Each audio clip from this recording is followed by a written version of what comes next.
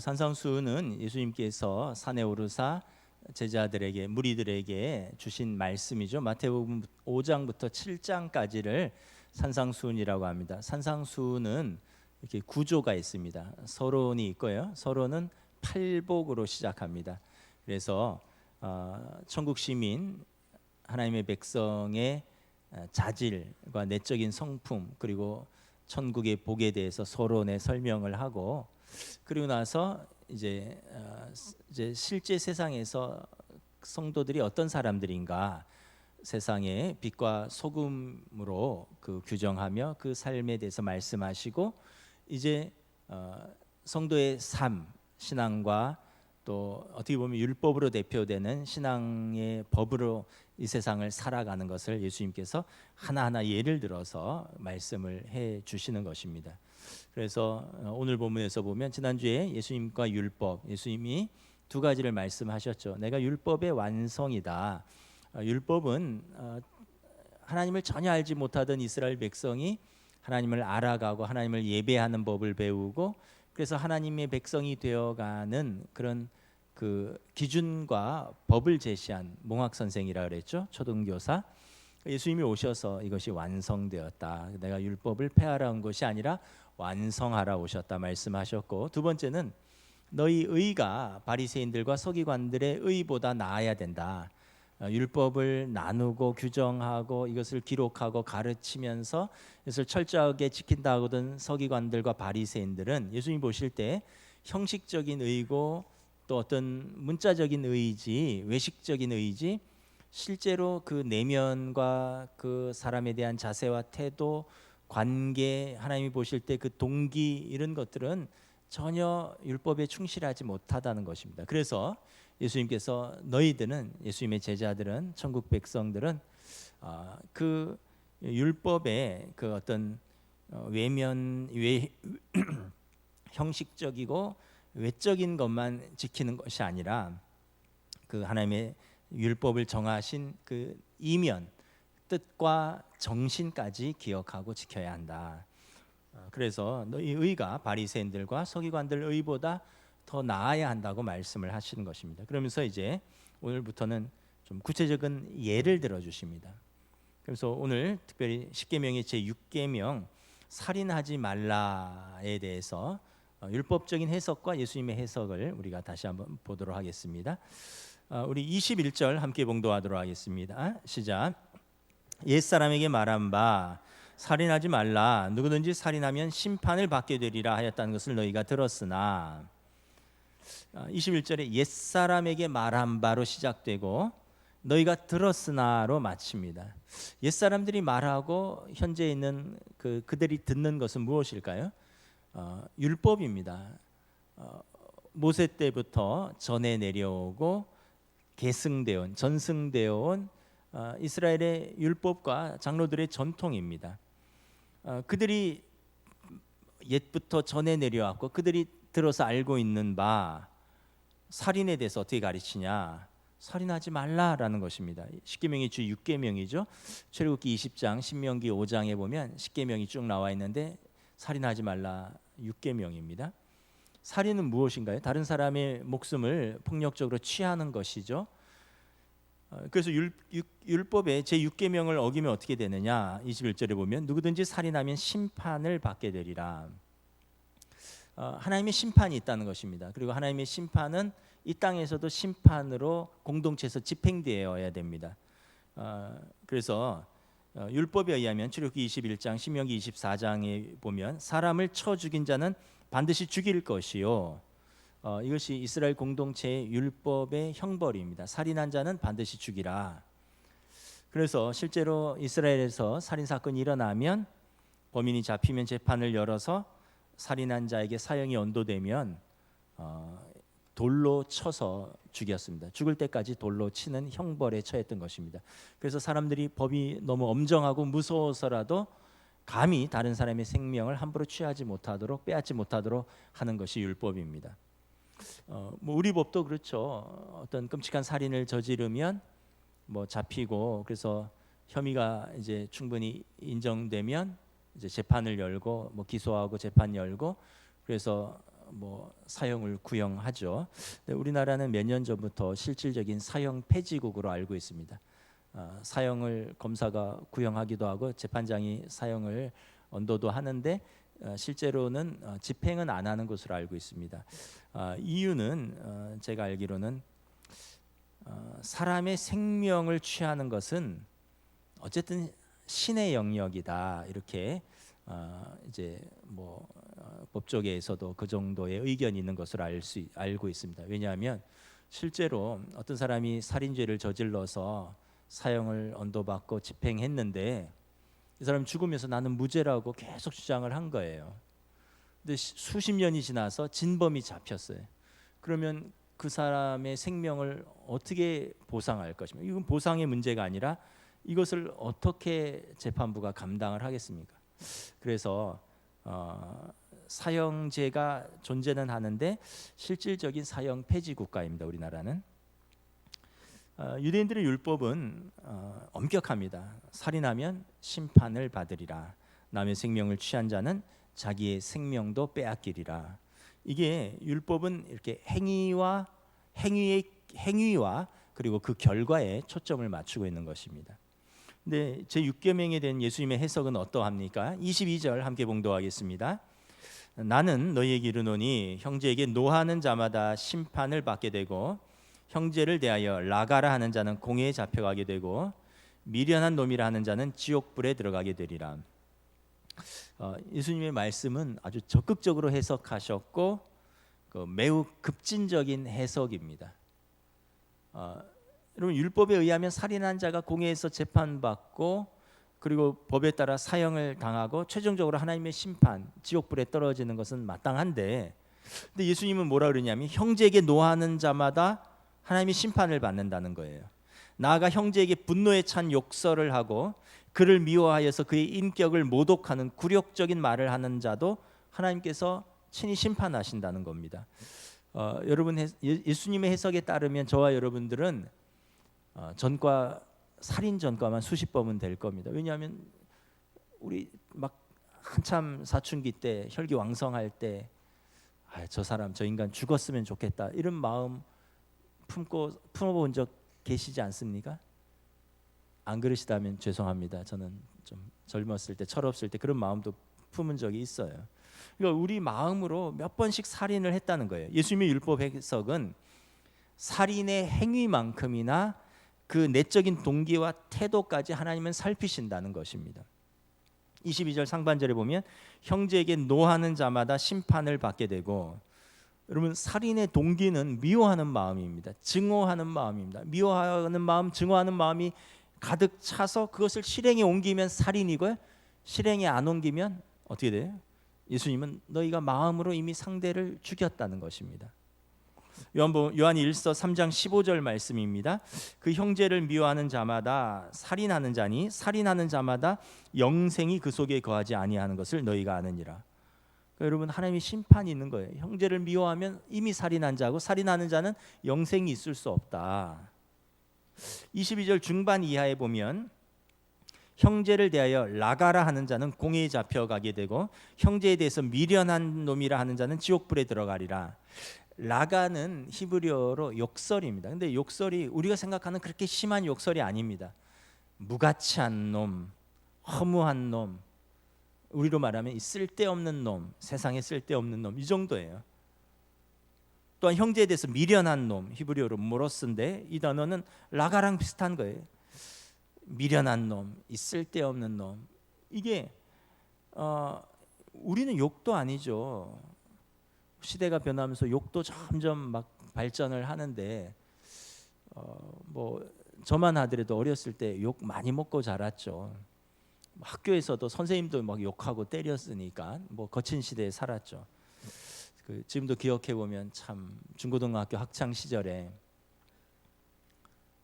지난번보다 성적 떨어지면 맞았습니다. 그리고 반 평균보다 낮은 아이들은 또 맞았어요.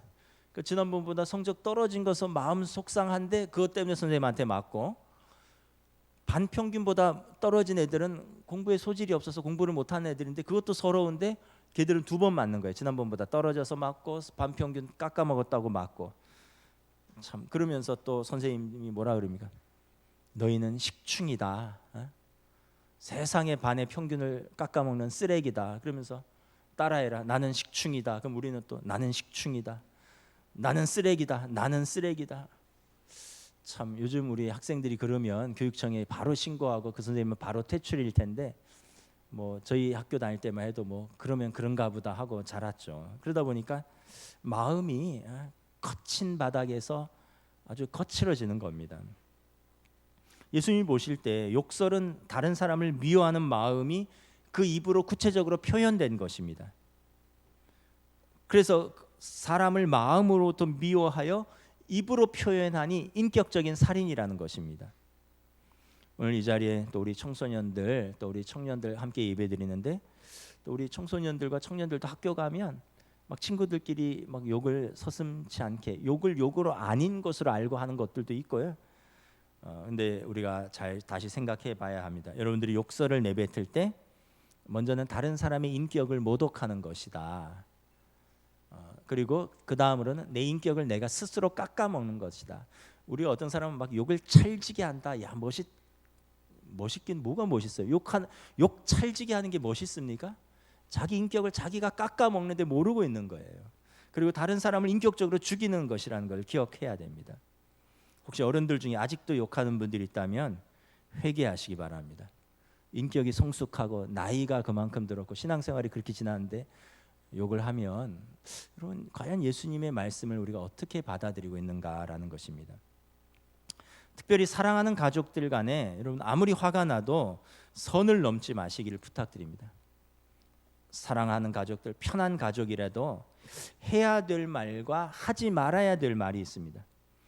여러분 부부간에 다툴 때 아이들 앞에서 막 욕지거리를 서로 내뱉고 아이들 훈계한다면서 화가 나서 다른 사람도 자기 자식에게 안 하는 쌍욕을 부모가 자녀에게 하고 형제들 간에 욕설하고 서로 싸우면 여러분 내 가족을 내 마음으로부터 미워하고 내 마음으로부터 죽이고 내 입으로 내 가족을 정죄하는 것입니다. 지금 군대 간 저희 둘째가 중학교 1학년 때인가 중학교 2학년 때인가 지금 생각하면 정확하게 기억은 안 나는데 뭔가 뭐 말썽을 부리고 그래서 제가 화가 났어요. 그래서 막 혼내다가 이 사람이 막 화가 나면 화가 점점 올라요. 이만 절제해야 되는데 막 화가 나면 화가 화를 불러일으키고 나중에는 일은 요만인데 화는 이만큼 커져요. 그래서 제가 막 화가 나서 너 말썽 부릴 거면 너 집에서 나가 이랬어요. 너 우리 집에서 너 살 자격이 없어. 하필 그때가 수요일이었어요. 너 아빠 수요 예배 갔다 와서 보자. 너 죽을 줄 알아. 그리고 이제 수요 예배를 갔어요. 수요 예배 다녀왔는데 애가 진짜 겁을 집어먹고 집을 나가 버렸어요. 걱정이 되잖아요. 해가지고 밤이 됐는데 애가 안 들어오니 중학교 1학년인가 2학년 됐는데 온 동네를 싹싹 뒤졌는데 아이가 없는 거예요. 너무 걱정이 되는 거죠. 막 그러다가 걱정하다가 뭐 그래도 들어오겠지 이러고 새벽녘에 잠을 이뤘어요. 그 다음 날 일어나서 새벽기도 가려고 일어나 보니까 지방에 들어와서 자고 있더라고요. 불쌍하게 이렇게 쪼그려서 자고 있는데 아침에 학교 가면서 깨워서 물어봤어요. 너 왜 집 나갔냐 했더니 아빠가 나가라고 했잖아요. 그 아빠가 새벽 수요예배 갔다 와서 너 보자 너 죽여버린다 그래서 죽을 것 같아서 집을 나갔다는 거예요. 그래서 그럼 어디 있었냐 그랬더니 비전홀 옥상에서 안방과 서재방이 아빠 방하고 안방에 불이 꺼질 때까지 기다렸다는 거예요. 그때가 10월 말인가 11월 초였어요. 밤에 춥잖아요. 그러니까 얘가 옷도 못 챙겨 입고 막 급히 나갔는데 막 새벽 2시가 넘을 때까지 오들오들 떨면서 아빠 방 불 꺼지나 안방에 불 꺼지나 하다가 불 다 꺼지니까 조용히 들어온 거죠. 제가 얼마나 미안한지 회개를 많이 했습니다.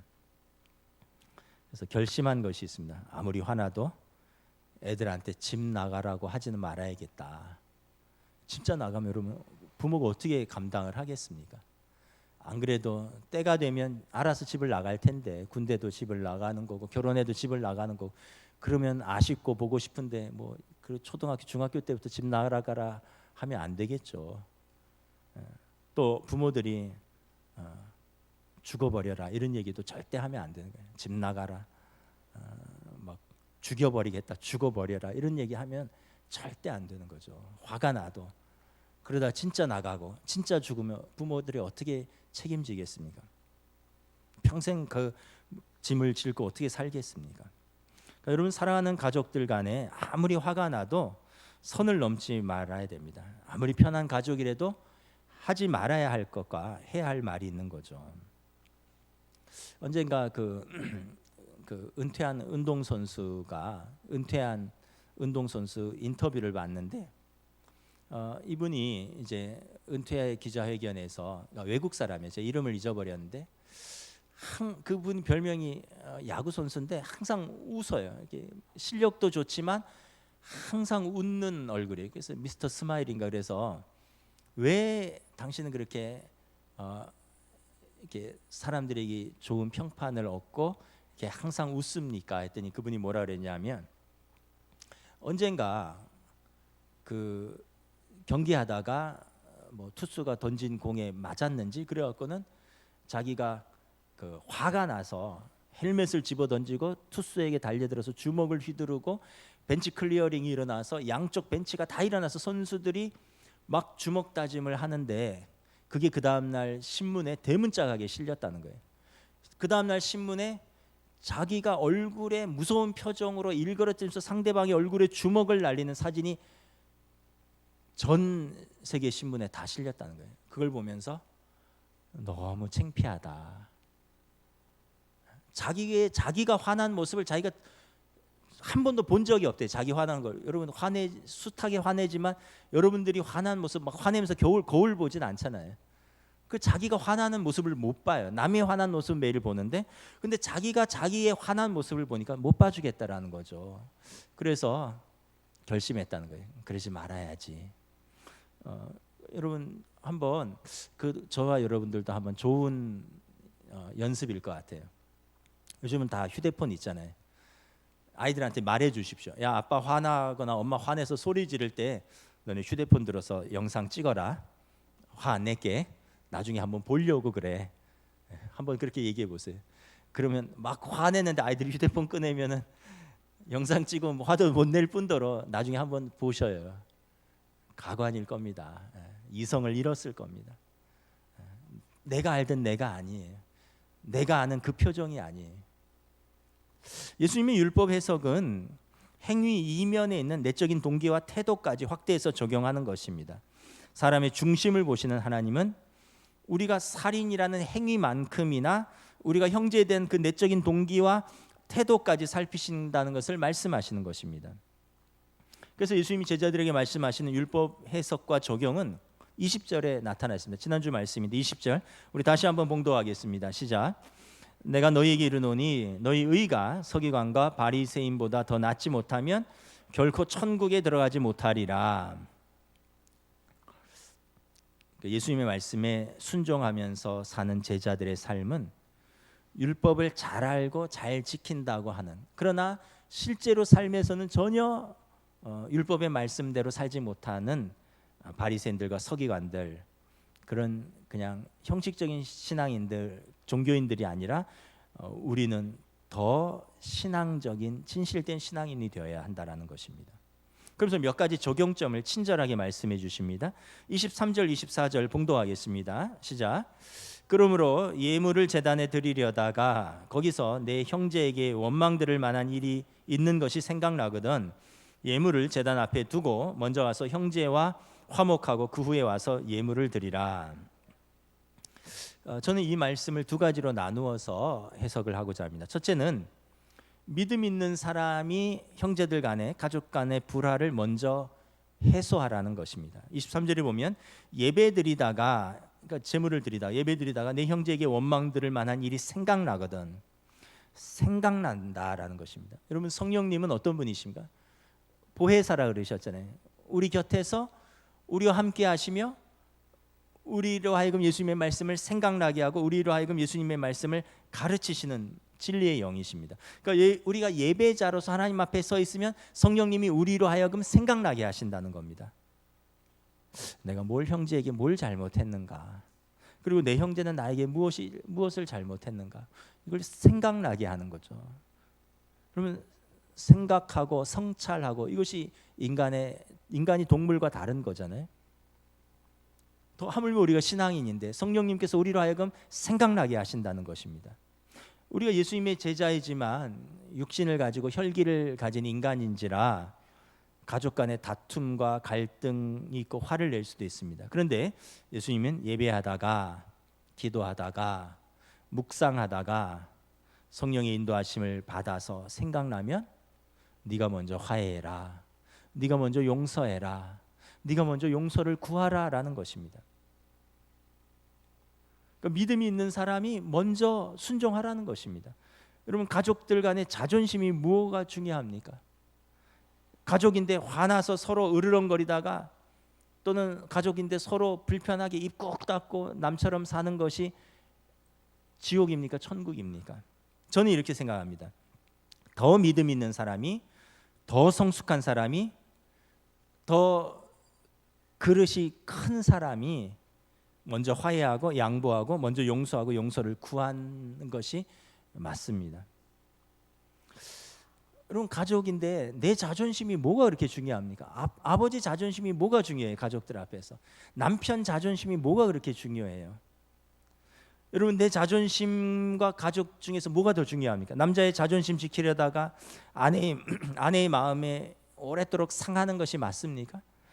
아내가 자기 똑똑함 자랑하려고 아이들 앞에서 남편을 묵사발 만들어 버리는 것이 옳습니까? 여러분, 부모 자존심 지키려다가 자녀의 마음에 깊이 상처를 남기는 것이 옳습니까? 자녀가 자기 오기 부리다가 부모의 마음에 깊은 상처를 남기는 것이 옳습니까? 에베소서 4장 26절 27절 말씀입니다. 분을 내어도 죄를 짓지 말며 해가 지도록 분을 품지 말고 마귀에게 틈을 주지 말라. 화 낼 수 있는데 해가 지도록 품지 말라는 거예요. 그러면 마귀가 틈을 탄다는 것입니다. 그래서 가족들이 싸울 수 있어요. 근데 가족들은 화해하면, 용서를 구하면 다 용서해줘요. 화해하면 아무것도 아닌 것이 됩니다. 가족은 그렇습니다. 용서하고 화해하면 아무것도 아닌 일이 자존심 때문에 화해할 시간을 놓치고, 그래서 그걸 깊이 쌓아두고 마귀가 그 틈을 타서 가정을 더 어렵게 하고 가족들 간에 깊은 상처를 남기며 시험 들게 하지 말라는 것입니다. 두 번째는 우리가 형제와 화목하지 못하면 하나님께서 우리 예배를 기뻐 받지 못하신다는 거, 않으신다는 겁니다. 그래서 24절에 예물을 제단 앞에 두고 먼저 가서 형제와 화목하고 그 후에 와서 예물을 드리라. 여러분, 창세기 4장에 보면 아담과 하와의 두 아들 가인과 아벨이 있는데 가인이 동생 아벨을 미워합니다. 그래서 성경에 보면 가인이 동생에 대하여 분하여 안색이 변하였더라. 하나님이 가인의 제사를 받지 않으셨더라. 동생을 그렇게 미워하는데 그 형의 예배를 받지 않으셨다는 것입니다. 여러분, 우리도 마찬가지입니다. 우리가 막 가족들과 막 싸우고 예배드리면 그 예배가 예배되지 못합니다. 여러분, 생각해 보세요. 어젯밤에 막 나한테 소리 지르고 막 욕하고 막 했는데 오늘 막 제가 강단에서 이렇게 막 설교를 해요. 막 대표 기도라고 올라와서 기도를 해요. 어젯밤에 막 나한테 소리 지르고 막 욕했는데 찬양팀이라고 성가대라고 그냥 방긋방긋 웃으면서 입을 막 벌리고 찬양을 해요. 그럼 남아 앉아있는 가족들이 뭐라고 생각하겠어요? 저 위선적인 사람, 저 가식적인 사람, 그러지 않겠습니까? 그러니까 결국은 여러분, 그 상대방에게도 예배가 되지 않고 나도 예배가 되지 않는 거예요.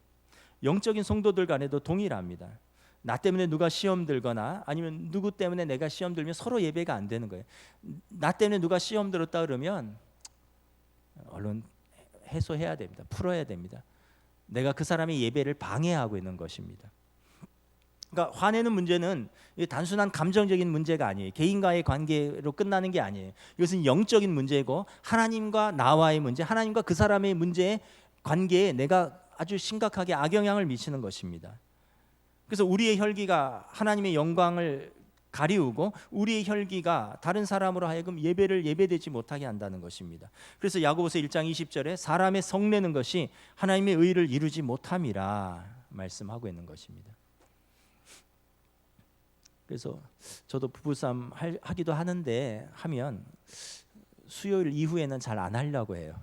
수요일 이후에는 좀 피하려고 해요. 수요일 이전에 하면 주일까지 한 시간이 한 3, 4일 있어서 풀리는데 이게 막 목요일, 금요일, 토요일까지 가면 주일 설교에 제가 막대한 지장을 받고 예배드리는 가족들이 막대한 지장을 받고 다 예배가 안 되는 거죠. 그래서 해가 지기 전에 풀라는 겁니다. 화해하라는 것입니다. 우리의 성내는 것이 하나님 앞에 예배가 예배되지 못하게 한다는 것입니다. 예수님은 또한 성도와 이웃 간의 문제에 대해서 말씀하십니다. 25절 26절 봉독하겠습니다. 시작. 너를 고발하는 자와 함께 길이 있을 때 급히 사화하라. 그 고발하는 자가 너를 재판관에게 내어주고 재판관이 옥리에게 내어주어 옥에 가둘까 염려하라. 진실로 내게 이르노니 내가 한 푼이라도 남김이 없이 다 갚기 전에는 결코 거기서 나오지 못하리라. 이게 이제 두 가지 의미가 있는데 첫째는 이게 영적인 비유입니다. 길을 갈 때 너를 고발하는 자와 길을 갈 때 급히 화해하라. 그 고발한 자가 너를 재판관에게 넘겨준다. 이 인생길에서 우리를 고발하는 자가 있다면 화해하라는 것입니다. 그러니까 우리를 고발하는 자가 재판관, 우리 하나님 앞에서 재판관은 하나님 앞에서 호소하고 그래서 우리가 그 죄가 인정되면 옥에 가둘까 염려하라, 지옥에 떨어질까 염려하라. 이런 영적인 의미가 있습니다. 그러니까 인생길을 가면서 우리가 누군가에게 눈물과 한숨과 원한을 짓게 하면 그가 하나님 앞에 호소한다는 것입니다. 마지막 최종 의로우신 재판관이 우리를 판단하신다는. 그래서 하나님 앞에 서기 전에 그 인생길을 가는 동안에 다 화해하고 풀라는 것입니다. 이게 영적인 의미고, 두 번째는 그냥 실질적인 그냥 말 그대로 받으면 됩니다. 우리의 이웃 간에 있을 때 기회가 있을 때 화해하라는 것입니다. 기회를 잃어버리지 말고 기회가 있을 때 화해하라는 것입니다. 그렇지 않으면 고소 고발로 이어지면 어떻게 돼? 일이 커지죠. 여러분 고소 고발이 되면 어떻게 됩니까? 경찰서 들락날락 해야 돼요. 가서 진술해야 되고 몇 번을 부르는지 모를 겁니다. 안 가봐서 잘 모르겠는데, 그런 다음에 이제 기소 의견으로 검찰에 넘기면 그러면 이제 검사가 기소하면 재판 받아야죠. 언제 나오라 그러면 그 회사에다 얘기할 수 있습니까? 부끄러워서 가족들한테 얘기할 수 있습니까? 월차 내든지 개인적인 일이라 하면서 재판장 가야 되죠. 그렇게 몇 번 하죠.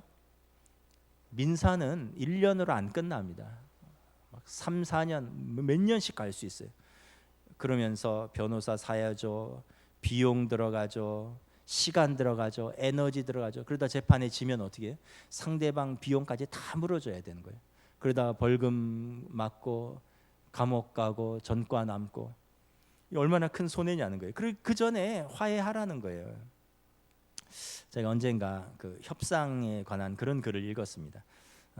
제로섬 게임은 있을 수 없다. 협상은 51대 49로 하는 것이다. 그럼 잘 한번 들어보세요. 굉장히 합리적이고 일리 있는 말입니다. 누군가랑 협상하려 하면 51대 49면 충분하다는 것입니다. 90대 10이 아니에요. 80대 20도 아니에요. 70대 30도 아니에요. 51대 49면 이긴 협상이라는 겁니다.